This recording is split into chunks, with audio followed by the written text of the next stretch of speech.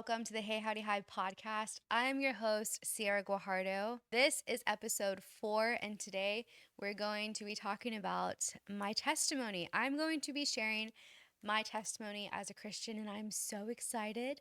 So let's get right into it.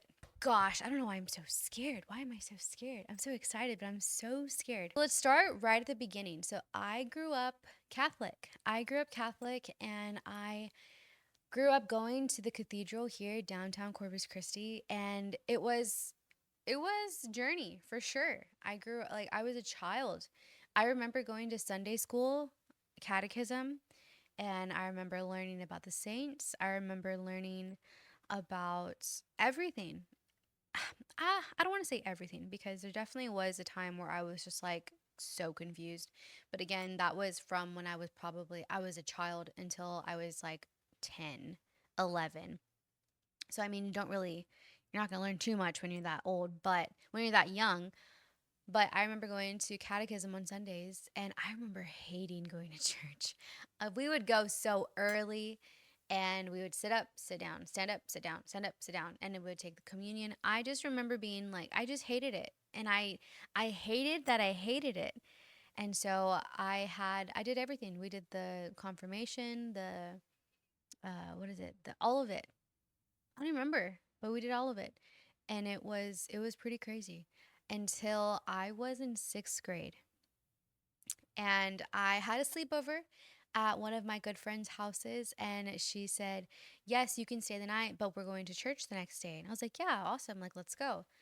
And we were, I think it was actually, I don't know if it was the summer I don't know if it was fifth grade summer or sixth grade summer.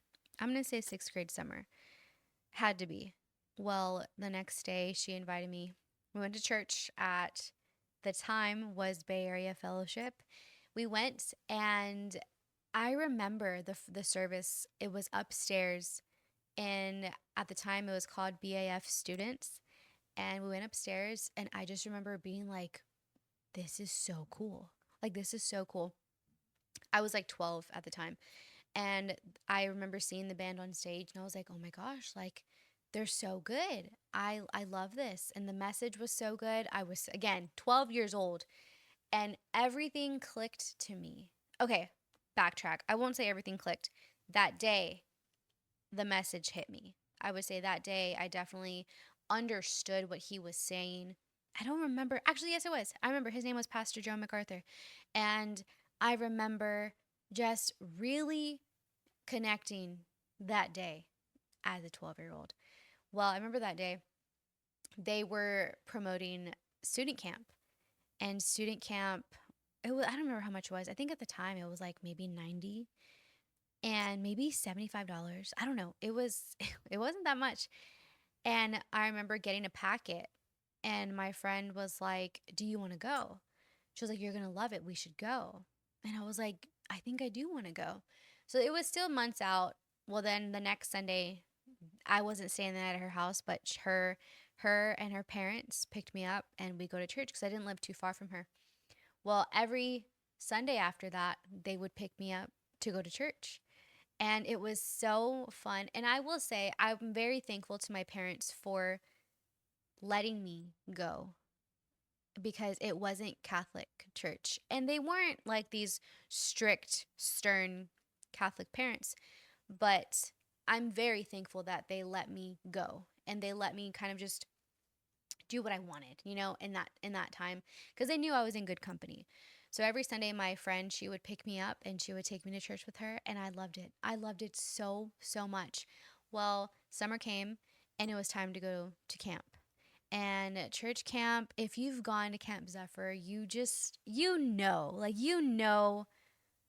that camp is holy ground, like it really is. Well, I remember night 1.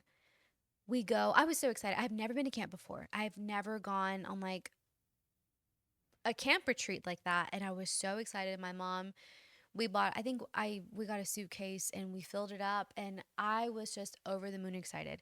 So we go to camp, and thank God, me and my friend, I think, were we?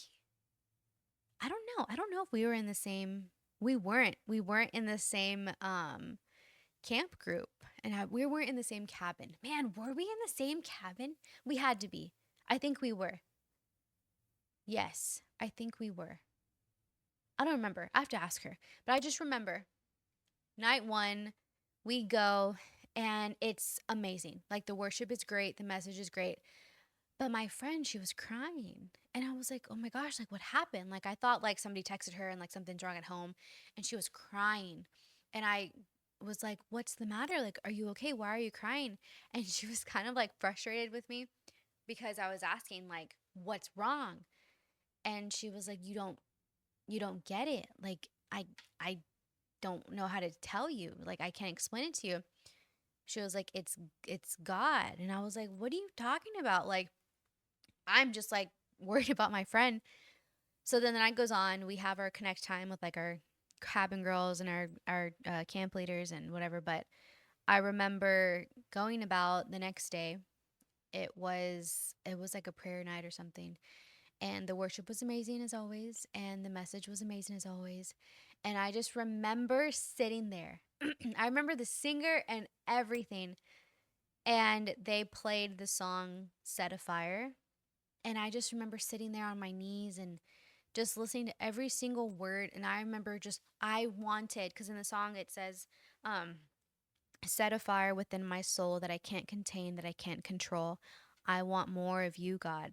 I remember sitting there and just like begging and praying because I've always believed in God as a child, but I never had a relationship with him. I always felt like I wasn't worthy enough to even talk to him as I was when I was going to Catholic school and Catholic church, whatever. I just never had that relationship. Well, I remember that night I was just sitting there just begging, and I was begging like, Lord, I want to know you. I want more of you. And that was the day that it hit me like a truck.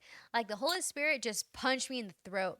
And that's what I finally found out. Like that's why my friend was crying, and I experienced it for myself. And I broke down. I broke down. I was a mess on the floor for hours.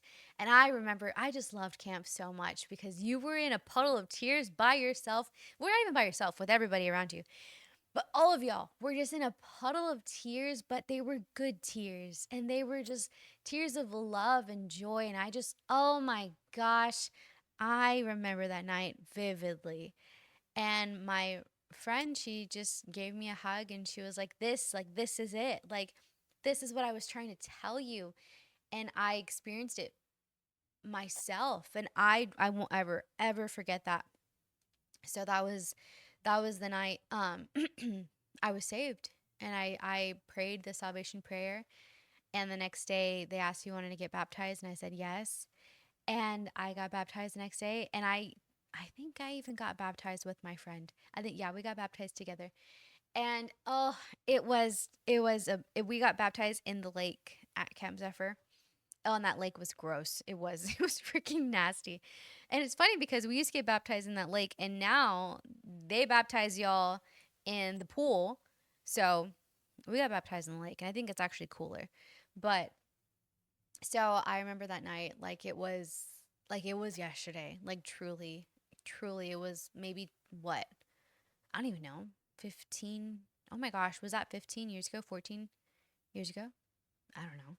Nuts. Nuts. So we come home, and I truly have never been the same ever since. Ever since. And I've always just uh, I just remember that it was just the craziest night ever. But so we come home, and I go to church that next Sunday after camp.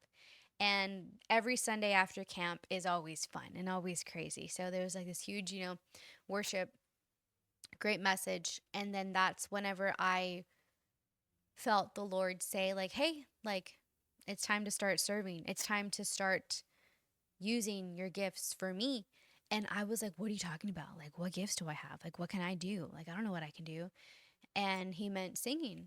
So that same Sunday, I go up to the worship director and I said I would like to audition. And so I auditioned. I believe it was like that within that same week. And I got in. I was in, and I remember I was again, I think I was about to turn. 13. No, it had to be like May, June, July, August. I think it was like August time. So I was still 12. And I sang for them. I think I even sang a cappella. Like, oh my gosh, like that's embarrassing. Not embarrassing now, but like as a 12-year-old, I wish I had a recording of what I sang because it's absolutely crazy. And it's crazy because now, whenever you audition to be a worship leader at the church, you send them a recording of yourself, which is so much easier. Like, that's so much easier than me just going for it right here, right now.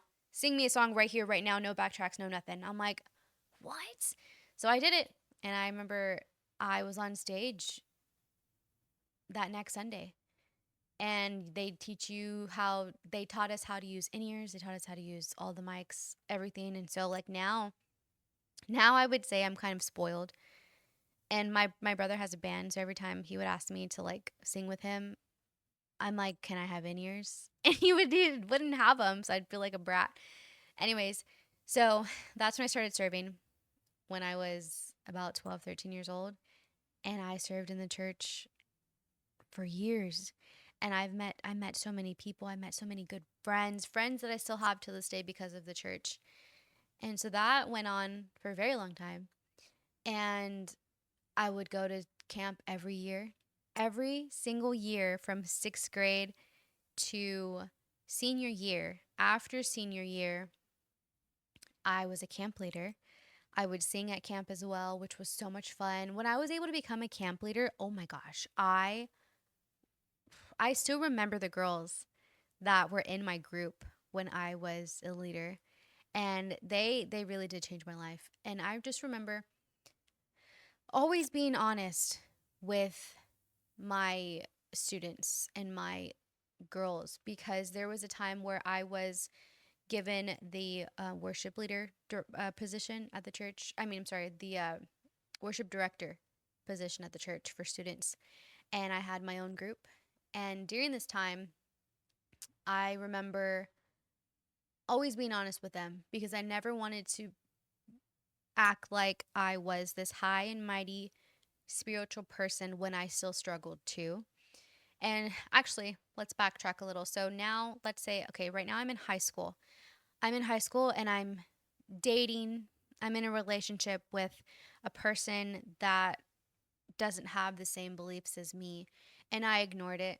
I was, I wasn't doing the things I should have been doing for sure.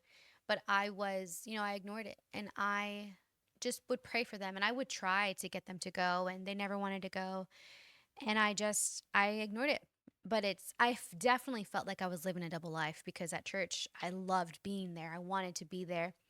But then I would go hang out with my boyfriend and it just kind of brought me down.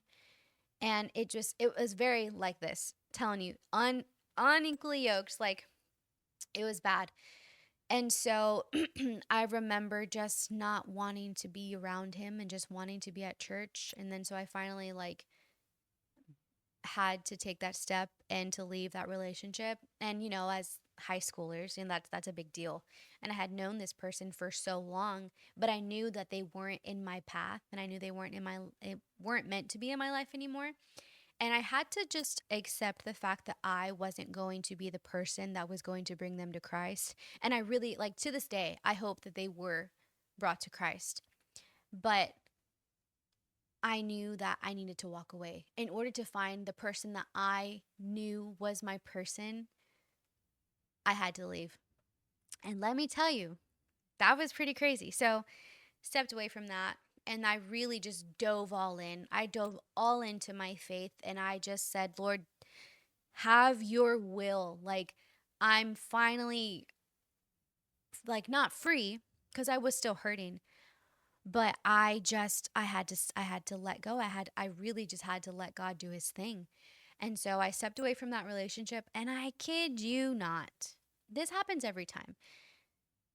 Every time I've heard this happen several times to people. When you step away from a bad relationship, not even bad, but like you step away from a relationship that you know isn't good for you, and you finally let the Lord take the reins, and it happens like that. I kid you not. I met Ruben, Mr. Howdy. a month later, maybe a month later. And it's crazy because I didn't know he was serving at the church this whole time.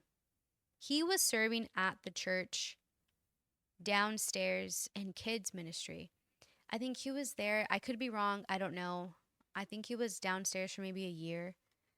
And I had no idea. And it's crazy because when I stepped away from that relationship, my ex boyfriend told me, you're like, good luck. I had told him, like, I want to find somebody that serves, that believes in God, and that supports me in this ministry. And he literally told me, like, good luck finding him. So that's always like, that used to always stick with me. But I did. And I met Ruben about a month later. And during this time, all of like me and my friends, we were all single, like we were all just having fun and like serving and just having fun with like youth groups and hangouts and going to service. And we would go to CU College at the time. And it was a lot of us, a ton of us. We would go to service and then we'd go eat afterwards, or we'd go to the beach and go to bonfires. And we just had like the best time. Like, I think this was like maybe 2018, maybe. No. Yeah, it was 2018. And that summer, 2018 was like the summer for us. And my one of my good friends met her now husband, and one of my other friends met her now husband. And that's when I met my husband. And it's crazy. So I meet Ruben, and immediately I was like, no, I'm not dating anybody. Like, I just got out of a relationship with somebody I knew for 10 years. Like, I'm not dating anybody. Like, no, we're not doing this. And he was just always there. He was always there. And I remember this one night, we were all at the beach for like a bonfire, and all of my friends were all coupled up. And there I was by myself. And I was like, what the heck? Like, I want to talk to somebody. And I, not in the sense of like, I want to talk, like to date type. I wanted to just have a conversation with somebody because I was bored and it was getting dark and like we're at the beach. So I see Ruben sitting there by the bonfire by himself. I was like, well, I'm going to go talk to this guy, see what he's doing. So then that was kind of like where it all started. And I go up to him and we're just talking, and he's like, he was being so weird. And we talk about this till this day. He was just laughing and laughing and laughing about a story because I asked him, like, tell me about yourself. Like, what's your story? I was very direct. Like, who are you? Like, what's your name? How long you been serving here? Blah, blah, blah, blah. How'd you get here? Whatever. And then he starts telling me his like story. And then he just starts laughing out of nowhere. And now I know why he was laughing. He was laughing because one of his best friends was wild. But it's funny because that day I remember so vividly. And I remember after that bonfire, we all went to Whataburger, and I remember looking at him and thinking, like, do I like this guy? Like, could I have a crush on this guy? I looked at him, and as I looked at him, he's like chowing down on like a double meat, and I was like, ew, like, no, I don't like this guy. And he was wearing a yellow jersey. I remember that. He was wearing a yellow soccer jersey, and I think he even still has that same jersey. I looked at him and I was like, oh my gosh, never mind. Like, no. Well, then we were all a big group. I think there was like 8 of us, 10 of us. We would hang out literally every day, all of us, all the time. And it was like some of the interns from the church, and then some of us that were volunteers, and we're always together. So he was always there. And at this time, he was in school um, he was in school at Del Mar. So he had like night classes, and he would meet up with us afterwards. And we were always together. And I remember one night, I was like, where's Ruben? Like, where is he at? And I was like, wait, why do I care? And then so that's kind of like that's where history I don't know, it was history after that, because like I started having a crush on him, and I started liking this guy, and a few weeks went by, and then he would ask me out, and I was like, no, no, we're not going out. Like, no, not yet. Because it just felt too soon. And I remember he would ask me out like every day, and I would say no. And he will deny this. He will deny this because I have it in my notes still. He would ask me out every single day until I finally said yes. And then we went out, and that was crazy. That was such a fun summer. But we started dating.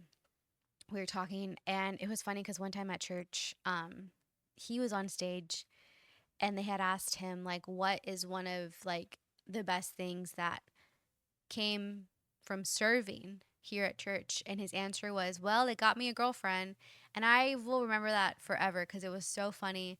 And it made me feel so like, I don't know, just like valued and like cool and like this guy likes me, right? So fast forward, we're dating, and it's crazy because in my previous relationship, I remember saying to my ex-boyfriend, we were already graduated from high school, we were both in college. I remember telling him like I will never move in with you if we're not married, because that's what I was taught. That's what I was taught from like in the Bible, and that's just what I always knew, right? So I remember telling him that. Mind you, we had a history of 10 years.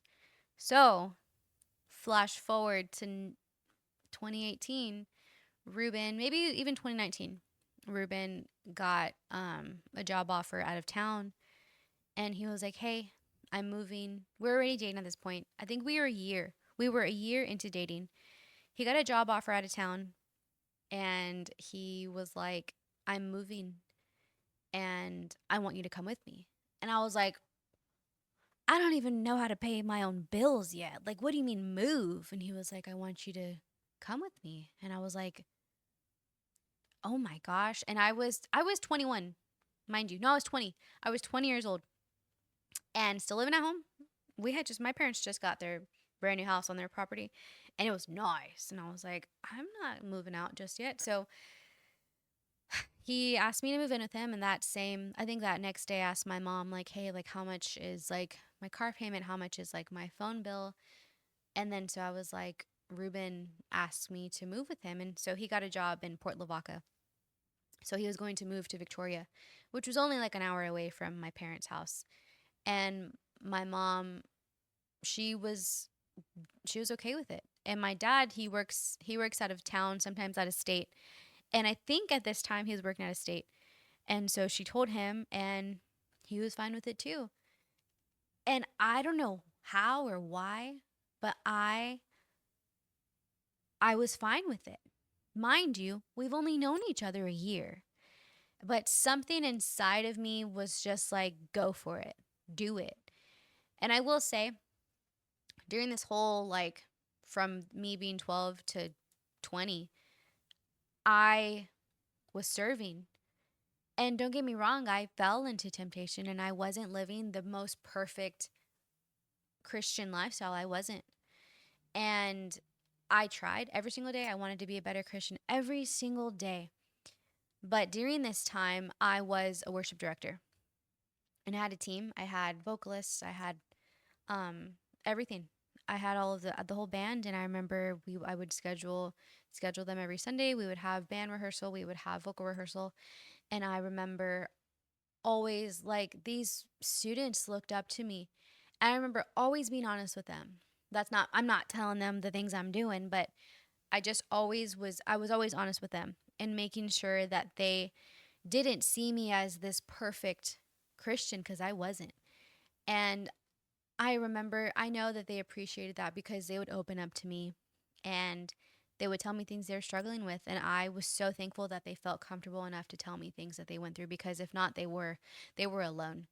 And so I was very honest with them, and I told them like, um, hey guys, like I think I'm leaving. I think I'm going to be moving in 2 weeks. I'm going to be moving to Victoria with Ruben. And the day I decided I was going to move with him was the same day, not even the same day, maybe like the next day. I told my leaders right away. Right away.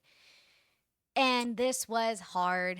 This was my breaking point in my story, because I was choosing my way. I was choosing my way in how this story was going to go, right? And I don't get me wrong. Don't get me wrong, I was definitely terrified, but I was excited. And I remember me and Ruben sat and talked about it, like, should we get married? And I know me and him, like, we would have done it. We would. But I remember asking my parents, like, should I get married? And my parents said no. Like, you've only known this guy a year. Like, you're only, both of y'all are 20 years old. Like, you don't know each other enough yet. And so we didn't get married. So when I told my leaders, like, hey, Ruben's moving, because they knew him too, they knew him very well. Ruben's moving and I'm going with him. So I have to step down from my position. That was a Sunday. That same day I was supposed to sing, which would have been my last time singing. They pulled me off stage and they didn't let me sing. And I remember I was angry. I was. And to this day, like, I have no ill intention towards them because they were right. They were right. And I was so hurt, but it was my own doing. It was my own decision. I knew what I was doing, and I guess I wanted to, have my cake and eat it too, and I wanted to sing my last service, but they didn't let me, which honestly good on them because I was choosing to rebel, and I was choosing not even rebel, but I was choosing to do something my way that I knew wasn't right. And I've shared this story before, and people ask me like, weren't you mad? Of course I was mad. I was mad for a very long time. So we move, right? We move, we're in Victoria, and oh my gosh, this was like, I loved living in Victoria with Ruben. It was our first apartment. I was 20 years old. I had just turned 21. Like, we're figuring it out. Like, I'm learning how to pay bills. Like, I'm growing up, basically. Like, it was time for me to grow up. And thankful for my parents. They've always given me everything and just taken care of me forever, and just, they still do. But it was time for me to grow up. And so we moved to Victoria, and this was like my rebellious stage. I was full of shame. I wasn't really close with like my church friends anymore because I just had so much shame on my back from like the decision I just made. I chose to walk away and leave and not serve for my relationship and to move in with him, and we weren't married, like all of this stuff. And so this year, we're in Victoria for a year. I was still praying. I was still like watching church online, but I was just full of so much shame. But I knew I had to go through that. I was so depressed. We were going out all the time, and me and Ruben, that in our relationship, like, we did have fun. We traveled, and we got our first dog, and we would go to all of these like new restaurants and try everything in Victoria because Victoria is very small, but we went everywhere. And that's kind of like, we just learned to live with each other, and we were learning each other. And when it finally came, like, it was time for us to move home because he got a new job closer to family, we moved home, and I was terrified. I was terrified. And I still wasn't going to church because, again, full of shame. But I was still praying every day. I was still just, I think I tried to remind myself that I was honest from the jump because there were some people that weren't honest. But I kept reminding myself, like, don't worry. Like, I did feel the Lord say, like, hey, it's going to take time. Like, it's going to take time. And it definitely did. So we were together, I would say, 4 years. And the day that Ruben proposed, I'm not even kidding. All I could think about was, oh my gosh, I cannot wait to serve again. And it's like a hard thing to talk about. Like, not a hard thing to talk about. It's a sticky, how do you say it? It's like a, I don't know, not sticky situation, but it's a touchy subject because yes, I probably still could have kept serving, but not on stage, you know? And I should have tried, but I was scared. I'm pretty sure if I went back to church and said I want to serve, they would have let me serve somewhere else, just not on stage, because that's different. And I know that. And they were right. They are right. And so I just remember The day he proposed, I couldn't wait to go back to church and serve. So within these 4 years, maybe even five, that I left the church, oh my gosh, I just remember like I was still in the loop because like all of my friends were still there. And when we moved back, I was still hanging out with them, but I wasn't going to church because I was terrified. I just felt like if I walked into those doors, everybody would look at me like, oh my God, I know what you did. Which I moved in with my boyfriend. Like, I didn't, do anything insane, but that was pretty insane. It was, at least for me. And so I remember I would pop in every now and then, terrified. But I remember finally realizing, like, dude, get over it. I remember having a moment with the Lord and just like praying and being like, why do I feel this way? And he literally just like slapped me in the face and was like, it's not all about you. They're not thinking about you. They're not talking about you.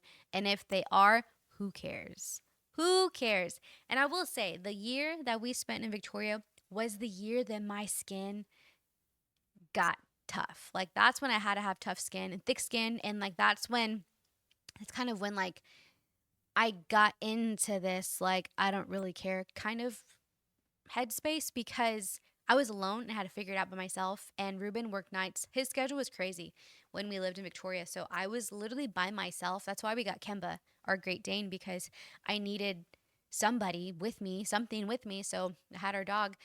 But that's kind of where it came. So whenever we came home after Victoria, I was still in that same like rebellious stage and like I don't care. I was angry. I was.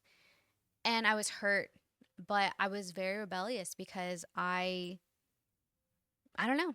I chose to just ignore it. I was ignoring it. I sure was. I was ignoring everything that I thought was me and it wasn't. I just longed for serving in worship. I longed for being in church community. I wanted it all. That was my whole life for, oh my gosh, 10 years until not even 10. I don't even know how long. Maybe like 7. 7, yeah, 7 years before I met Ruben. That's all I knew. That's all I knew was serving and leading others to Christ and sharing my experience with them. So hopefully they have the same experience I did, if not their own version. I just remember all of that. So he knew, like, I was excited and I knew, like, I just couldn't wait. So flash forward, we get married. That day we got married, I was already talking to one of my old worship leader friends, and I was telling her, like, she was a worship director, and they had just opened up a Church Unlimited Portland campus. And I was like, it's like the Lord was like, come back. Let's do this. I was so excited. And I remember even like hoping that they would ask me to sing, right? But I was like, no, like I'm going to reach out. So I reached out. I said, hi. Like I reached out to one of my actual um my one of my mentors. I love her so much. She is so wise. She pours into so many of us at the church, and she's like a mother. Like she's a mother to us. She's like our worship director mother. And I remember when I first made the decision to leave and move in with Ruben, I could tell she was like she was probably disappointed for sure. But I told her like this is what I'm doing. And I did blindside her. I'm sure if I told her prior, she would have, tried to steer me away in a loving way. But when I messaged her, I was still in contact with her when I was gone. I told her like, "Hey, like I want to go back. I'm ready to go back. I'm ready. I'm hungry. I'm on fire. Like please, like I'm ready." She was like, "Okay." Well, then she put me into contact with the worship director for the Portland campus. They hadn't opened yet, and it had been 5 years since I've sang. So I was like, "Okay, I'm probably going to have to re-audition. It's fine, makes sense." And I texted her and she goes, "Yeah, like, you want to be on the schedule next week?" And I was like, "What do you mean next week? Like, I have like, hello, like, can we sit down first and talk about this?" And she was like, no, like, you don't have to re-audition. Like, you're in. Like, I know you can sing. You're fine. She's like, I'll put you on the schedule for next week. So, mind you, we got married. I found out I was pregnant 3 days later. I know. Crazy, right? You can do the math if you want. I don't really care. I really ran back because now my time was very limited to serve because I'm going to have to go on maternity leave and whatnot. So yeah, she let me back. That it's like they welcomed me back with open arms, and I was so scared. I was terrified. But again, I know some people, like, they hear this story and they're like, "You weren't you upset? Like, why would they do that?" Like, they didn't do anything. I did. Like, I knew what I was doing wasn't it was frowned upon, you know? I knew what I was doing was frowned upon and it wasn't in God's will. I did it on my own. I was like, "Bye, I'm not doing this anymore. I'm going to go move in with my boyfriend," right? But I will say, like, people ask me, like, would you do it again? I would. I would. I wouldn't change anything I ever did because it really, really made me who I am today. And I'm so, so thankful for the seasons I went through because it really just made me appreciate serving so much more and that it can be gone like that. And choosing that, a worldly lifestyle and a worldly way over than the purpose that I know God has for me was crazy. It really was. Like, I did, and it's because I felt so alone, but I know I wasn't. I still prayed every day and I still, like, read my Bible all the time, and I just, like, but I wasn't, I was just full of shame. And when I came back, I was still full of shame. I finally don't have any of that shame, and it feels so good to just feel free and to just feel like I just feel like none of that matters, you know? But oh my gosh, I wish I could remember the day that I just finally didn't feel the shame anymore. But I remember talking to, like, all of my old um worship friends and just telling them, like, I'm just full of shame, and they're just like, for what? Why? Like, you're putting that on yourself. And I was labeling myself, and I was carrying around that burden that nobody cared about anymore. I was more worried about what the world thought of me and what the people around me thought of me than what God actually thought of me. Like, he was with me the entire time. These people weren't. He was with me when I was in Victoria. He was with me whenever I made those decisions. He never left. So I finally realized that, and that's when I was just like, I really was just set free, and I felt so much better and just forgiven. I felt so forgiven. And he was like, okay, come back. Like, I'm ready. And so I sang until I was ready to pop. I gave birth and I came back right away. I gave birth in March, and I think I was already singing again in April. Wait, yeah, I believe so. And I wouldn't change a thing. I would not change a thing. And now we dedicated the baby. That's like, like, in at Catholic Church, you baptize your child. Here at non-denominational church, we dedicate your child, and so we're dedicating that us as parents are going to raise our child in the church and show them how it is to, be a Christian family. And oh my gosh, I was so excited when we dedicated him because I remember growing up seeing, like, my friends dedicating their babies and just seeing people in the congregation dedicate their babies. And I was like, I can't wait to do that one day. Like, I hope I get to do that one day. And I did, and it was so cool. But that's I wouldn't say that's where my story ends because I'm still serving now. And just, man, it's just crazy. I need to get some of my worship leader friends in here. We can all just talk about all of the funness of serving because it really does change your life. But what I will say is I was never angry.